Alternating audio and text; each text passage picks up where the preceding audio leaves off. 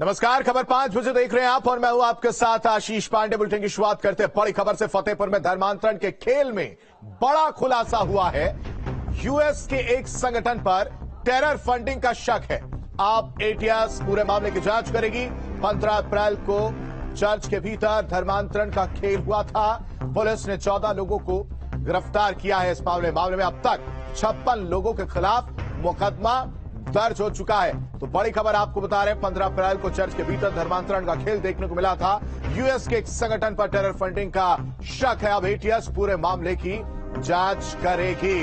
बड़ी खबर, धर्मांतरण के खेल में यह बड़ा खुलासा निकलकर सामने आया। बड़ा खुलासा हुआ है जिसमें यूएस के एक संगठन पर टेरर फंडिंग का शक है। अब एटीएस पूरे मामले की जांच करेगी। 15 अप्रैल को चर्च के भीतर धर्मांतरण का खेल हुआ था।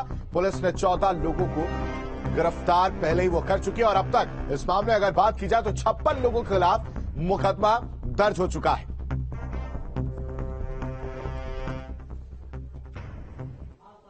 फतेहपुर में हुए धर्मांतरण के जांच में उतरी एटीएस को इतनी बड़ी संख्या में धर्मांतरण और गिरफ्तारी हैरान कर रही है। लिहाजा इस मामले में एटीएस ने एनआईए से मदद मांगी है। तो वहीं दूसरी तरफ एटीएस को इस बात के संकेत मिले हैं कि इसके पीछे ट्रिपल के जैसे संगठन का हाथ हो सकता है।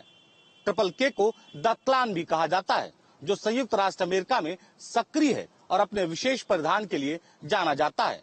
इसके कई सदस्य पहले भी आतंकी विरोधी गतिविधियों के लिए गिरफ्तार किए जा चुके हैं। ऐसा नहीं है कि धर्मांतरण खाली उत्तर प्रदेश के फतेहपुर में ही हुआ है। कानपुर के घाटमपुर, अंबेडकर नगर जैसे उत्तर प्रदेश के कई ऐसे शहर हैं जहां तेजी से धर्मांतरण का खेल चल रहा है और यहाँ तेजी से नई चर्चों का निर्माण भी किया जा रहा है। अगर समय रहते लोकल पुलिस और सुरक्षा एजेंसियां इस पर ध्यान दें तो धर्मांतरण के इस खेल को तो रोका ही जा सकता है। विदेश में बैठे इनके आका जो इसको लेकर फंडिंग करते हैं, उनकी भी नकेल कसी जा सकती है। गुरुदल समित सिंह के साथ निखिल शर्मा, न्यूज स्टेट उत्तर प्रदेश। जानकारी के साथ हमारे साथ लाइव कनेक्ट हो चुके हैं निखिल। ये बहुत बड़ा खुलासा है, कहीं ना कहीं अभी और भी इसमें खुलासे देखने को मिलेंगे। अभी अगर इस पूरे मामले की बात की जाए तो कड़ी दर कड़ी क्या क्या चीजें निकलकर सामने आ चुकी हैं और अब ये जो पूरा मामला किस ओर जाता हुआ दिखाई दे रहा है, क्या इसमें और चीजें निकलकर देखने को मिल सकती हैं? देखिए, संयुक्त राष्ट्र अमेरिका का एक संगठन है क्यू क्लैक्स क्लान। इसको द क्लान के नाम से भी जाना जाता है। इस संगठन का मकसद ये है कि देश में एक अस्थिरता लाना, खास करके श्वेत और अश्वेत के बीच में एक मतभेद पैदा करना।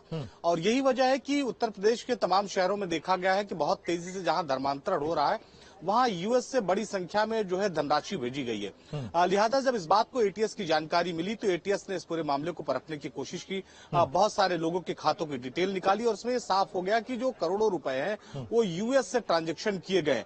लिहाजा एटीएस ने इस पर काम करना शुरू कर दिया है। जैसा मैंने बताया कि द क्लान का मकसद है कि श्वेत और अश्वेत के बीच में एक अंतर, एक मतभेद पैदा करना ताकि दुनिया में अस्थिरता हो। और इसी को लेकर ये काम कर रहा है। एक विशेष तरह के परिधान पहनता है, श्वेत कपड़े पहनता, अलग तरह की कैप लगाता और अमेरिका में भी कई बार इसको कई आतंकी विरोधी गतिविधियों में इसके कई सदस्य गिरफ्तार किए गए। तो अब इस बाबत जांच शुरू हो गई, इस तरफ इशारा कर रही है। अभी तक की जो इन्वेस्टिगेशन रिपोर्ट कम से कम एटीएस की देखने को मिली है। आने वाले समय में एटीएस इसमें और बड़ी सुरक्षा एजेंसियों के नाम ले सकती है, क्योंकि कोई छोटी मोटी संख्या में धर्मांतरण नहीं हुआ, बहुत बड़ी संख्या में धर्मांतरण हुआ, बहुत बड़ी संख्या में चर्चें बनाई गई। वो चर्चों का हाल ये था कि पहले उन्हें बताया गया कि ये एक तरह की फैक्ट्री लगाई जा रही है जहां गरीबों को रोजगार मिलेगा और धीरे धीरे फैक्ट्री जो है वो चर्च में तब्दील हो गई। तो फतेहपुर की अगर हम बात करें तो अब तक कुल जो है 24 लोग गिरफ्तार किए जा चुके हैं और 56 लोग के खिलाफ मुकदमा पुलिस ने पंजीकृत किया है और इसके साथ ही कई लोगों की तलाश चल रही है। तो पादरी समेत कुछ लोगों को जब 15 अप्रैल को गिरफ्तार किया गया था, उसी के बाद से धीरे धीरे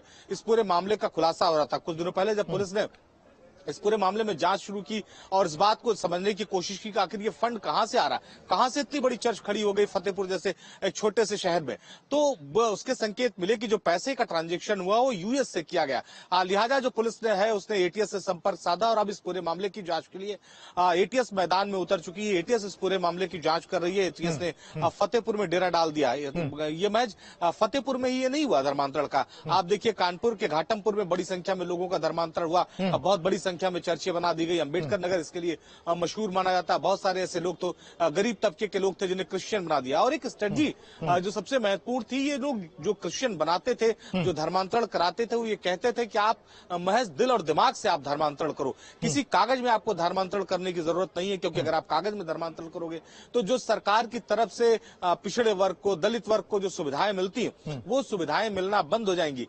लिहाजा उनको इस बात का अंदाजा था कि अगर ये सुविधाएं गरीब लोगों को मिलना बंद हो जाएंगी तो शायद जो उनकी विचारधारा वो उस पर नहीं चलेंगे। तो एक तरफ उनकी विचारधारा को भी बनाए रखना है, दूसरी तरफ जो सरकार से सुविधाएं मिलनी है उसको भी लेते रहना। तो एक बड़े तरह की स्ट्रेटजी थी कि आने वाले समय में बड़ी संख्या में ये कन्वर्जन हो और देश में अस्थिरता हो। उत्तर प्रदेश में इस तरह के संकेत देखने को मिले कि फिर से जैसे आमतौर पर देखने को मिला है कि दो समुदायों में संघर्ष होता है, वो क्रिश्चियन कम्युनिटी के साथ भी शुरू हो। तो बजरंग दल ने जब शुरुआत में इसको पकड़ा था तो बहुत शुरुआती खेल था, बहुत शुरुआती मामला था। इसमें जो है लगभग 56 के आसपास लोगों को जो है के खिलाफ मुकदमा पंजीकृत किया गया। और बड़ी देखिए आप महत्वपूर्ण चौंकाने वाली बात यह है कि सब कुछ जो है फतेहपुर शहर के अंदर सदर कोतवाली के अंदर चल रहा था और उसके बाद भी पुलिस की इस पर निगाह नहीं बनी। 3 थाने ऐसे हैं जो है फतेहपुर में जहां पर ये मुकदमे पंजीकृत किए गए। 8 मामले अब तक धर्मांतरण के रिपोर्ट हो चुके हैं। तो अब एटीएस इस पूरे मामले में मैदान में उतर चुकी है और विदेश से जो फंडिंग हो रही है उसकी जांच हो रही है। ठीक है निखिल, तमाम जानकारी देने के लिए आपका बेहद